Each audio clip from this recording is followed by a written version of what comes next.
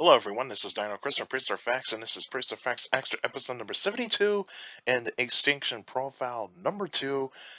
So, we're going to be talking about the second mass extinction that happened in Earth's history. So, like I said before, we're going into chronological order in terms of oldest to the most recent. And so, the second oldest is the Devonian. And so, the Devonian extinction. So, let's actually get started. So what is the Devonian period? So the Devonian period, it is in the geologic time scale, it is 419.2 to 358.9 million years ago. So this is just over 60 million years of in the geologic time scale. And you can actually go look at the geologic time scale and see what the where the Devonian is, and so that way you can tell where it is in terms of the geologic time scale in the Paleozoic, of course, era. And of course, the Devonian is also nicknamed the Age of Fishes. It's because this is the largest diversity of fishes in the Earth's history, and so we got all different kinds of fish that have lived in that point in time in the Devonian, and what you're going to see in the Devonian oceans, because this is where majority of life is going to be. The majority of life is in the oceans. On land, it is very scarce. Land on uh, uh, life on land is not as abundant as it is today, and so there would be not that many vertebrates on land. There'll be some invertebrates on land. I'll get to those in a little bit later. But what we actually do have on life on land is plant life, and this is where we get the first forests in Earth's history. So we get the first trees, and these are trees that would not be quite as tall as what we get today, or even like in the times of the dinosaurs. But we actually get like trees that can get like at least 20 feet to at least 30 feet high, which is not too bad, really. It's not too bad. And of course, the atmosphere in the Devonian, what we have is still more carbon dioxide than we do have today. Probably say 20 to 30% more than what we have today. And so if we did have to walk around in the Devonian, we would still need uh, type of like tank, like a oxygen tank, to be able to have us to be able to walk around. And so yeah, that's what we got here in the Devonian. But at least when we get to the end of the Devonian, there will be a change in the atmosphere. But that I'll talk in a little bit later. But let's actually get to the life, or otherwise, here is a map of what the Devonian of what Earth looked like during the Devonian. So these two uh, smaller types of continents right here.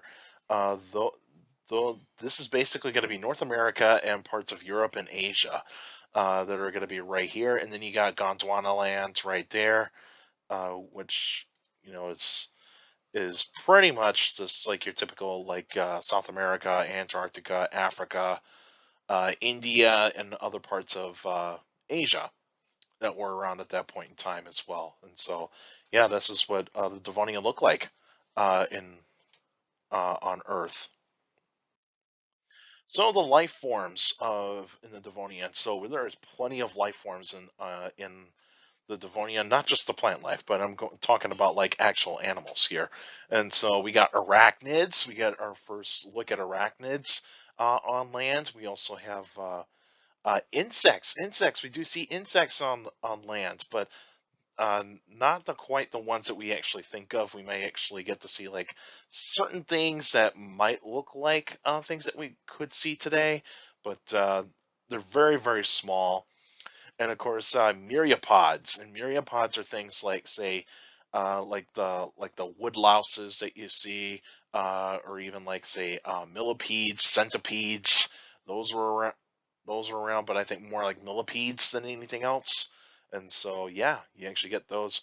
And we get an ancient group of fish called placoderms, and these are bony like fish a bony fish. They have armor on their heads. They have like very thick skulls, and so yeah, we got placoderms. These are fish that are mostly found in the Devonian. They're mostly in the Devonian. We get it for sharks. We also get lobe fin fish. So these are animals that these are fish that would have fins that almost look like limbs in a way. So those are actually pretty cool. We also get our first true ammonites, and so they would be very small. Trilobites were still around at that point in time, but not as abundant. And then you got brachiopods, crinoids, coral reefs are around in there, jawless fish, eurypterids that were in the ocean. And we get our first amphibians in the Devonian as well. More in the late Devonian than anything else. But yeah, we get our first amphibians in the Devonian, and that is awesome.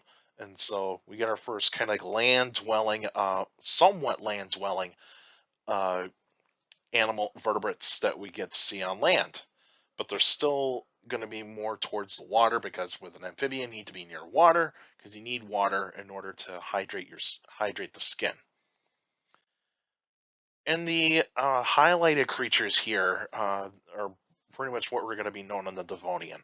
And so the top left uh, picture here, this is Tiktaalik, and this is a fish that would that has the prototypical bits that would look like the amphibians that we get to see a little bit later on in Earth's history.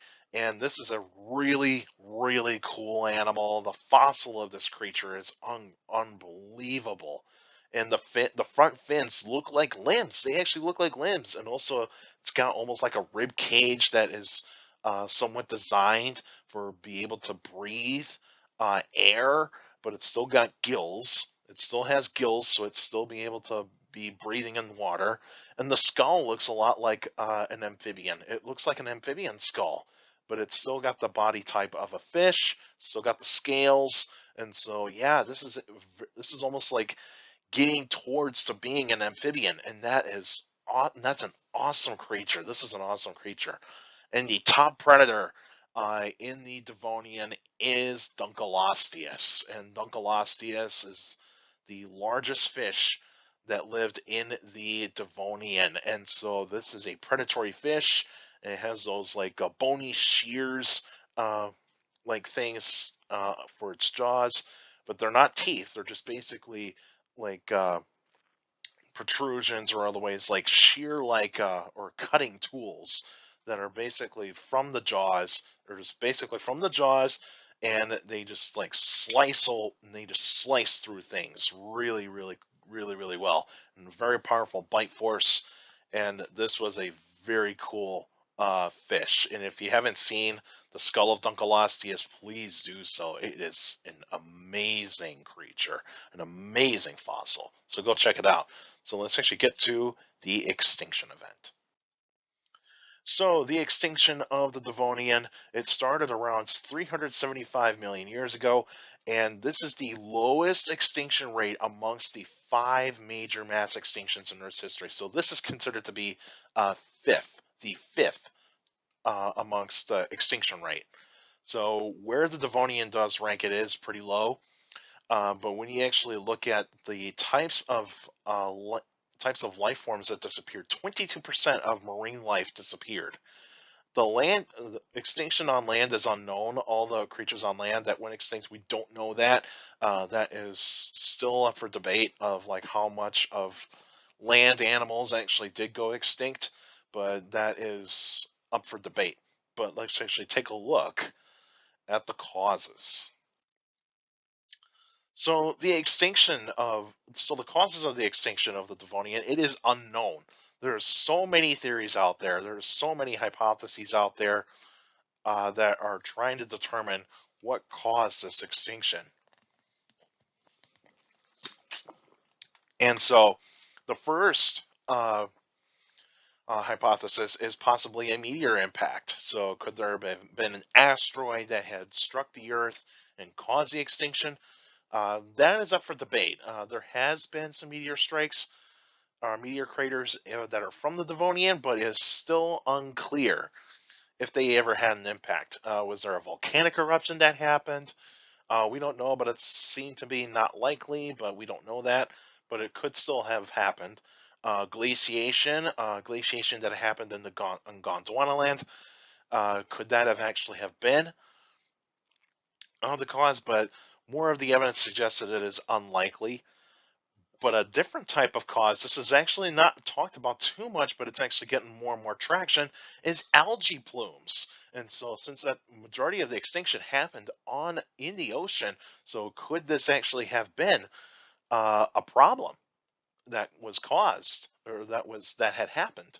So remember, during the Devonian, when you actually have like all these trees that are like near waterways like rivers, because those rivers get flow towards the ocean. And what happens is that when you have like these like fallen branches or leaves from the trees, and there's nothing really there for them to like, and there's not really like a topsoil. There's not really that much of a topsoil for these things to rot on, and so it goes straight into the river, and it goes straight down towards the ocean. And what happens is the plankton that feast on certain things that actually are coming from the river, and sometimes those things would ultimately turn into algae, and that algae and just grows and grows, and it would suffocate the animals that lived in the water. And that is a very real thing that we see that happen in today's standards, like when we see like fertilizers, or even like things that came from like further down from the river, from like say more plant like life that got destroyed in like storms that get into the ocean, and some of those plants get into the ocean. That can happen. That can happen and suffocate the animals that lived in the ocean, all the fishes and other invertebrates that depend on the water. And so that algae would suck up the oxygen that is in the water and make it very acidic. And that is not very good. Could that have happened? That is a possibility. That is a possibility, but it's still up for debate. Still up for debate. But let me know, what do you think caused the extinction of the Devonian? I know Animal Armageddon on Animal Planet thought that it might have been a super plume, a volcanic eruption that have happened, but we still don't know that. We still don't know that. So, yeah, so tell me, what do you think was the cause of the extinction? And we have to talk about the survivors and the victims. So the animals that survived, you have your sharks, other types of fish, even insects, arachnids, myriapods. The lobefin fish survived, your regular fish, like I said. Ammonites survived, other types of invertebrates like your jellyfish, coral reefs, those sorts of things. Amphibians made their debut uh, around that particular kind of time in the late Devonian. But then, of course, you have your victims, and those victims were the placoderms. The placoderms went extinct. They went extinct, and so that was a big problem for them, is that they could not adapt to those types of changes. Trilobites really got hit hard in this extinction, and they were completely wiped out. They were mostly wiped out. There is some fossil evidence that would suggest us that they kind of did survive past the Devonian, but they were not as abundant. They would probably been really small, and they probably went extinct like right around the beginning of the Carboniferous. Brachiopods did get hit. They did get hit pretty hard. There was not as much brachiopods that were around after the Devonian, so they were not as common. Uh, Also the Eurypterids got hit as well. They were getting less common as well. And then you get your crinoids. Crinoids were becoming less abundant after the Devonian, and so, and when we get to the next extinction of the extinction profiles, they'll probably happen in August. And so, yeah, and you see here, this is a little side note here. When I put in parentheses, is that here it says less, right from these three, it says survive but not as common. And so just so you know. And so the next episode will be on May 25th, 2023, and that'll be a Q&A episode. So if you got any questions about dinosaurs or other prehistoric life, feel free to email me at dinochrist71@gmail.com. Also go on my Facebook page, Prehistoric Facts of Dino Chris. Like the page, you actually post your questions in the comment section. Please put them in the comment section. Don't put them on Messenger. Messenger is for private conversations. So please put your questions in the comments. And for YouTubers out there, make sure you hit the like button. According to my analytics, a lot of you guys are checking out my channel, not subscribed yet. So please feel free to hit that subscribe button. And due to the algorithm, the more likes for these videos, the better out it gets. The way it gets spread out more to people that are interested in videos like this, interested in dinosaurs, paleontology, geology in general. So please hit that like button. Helps the video out, helps me out. Subscribe. Also hit that like button, hit the bell, so that way you can get weekly notifications of every video that comes out. So that way you can still check it out and check out every single video that does debut on your notifications. And also to you YouTubers out there, feel free to leave your questions in the comment section, because that does help with the Q&A episodes with all those questions. And all of you guys that are sending me questions via email, Facebook, and YouTube, you guys are giving me some great questions. Keep it up. It does mean a lot for the Q&A episodes and this upcoming one next week. It'd be very, very great to give me some great questions. And also keep your questions short and to the point. You can also follow me on Instagram at dino.crest.pf. I post pretty cool stuff on there. You can also follow me on Twitter at CSGRAL. That's my Twitter page. I post pretty cool stuff on there as well. Also, take care of people around you. And also, for younger people out there that makes a list, and your parents, your teachers, and your guardians, it's the best motivation you could have for a good education. It's very important to have a good education. With a good education, and get a good job in the future. That's it for now. And I'll see you guys next time.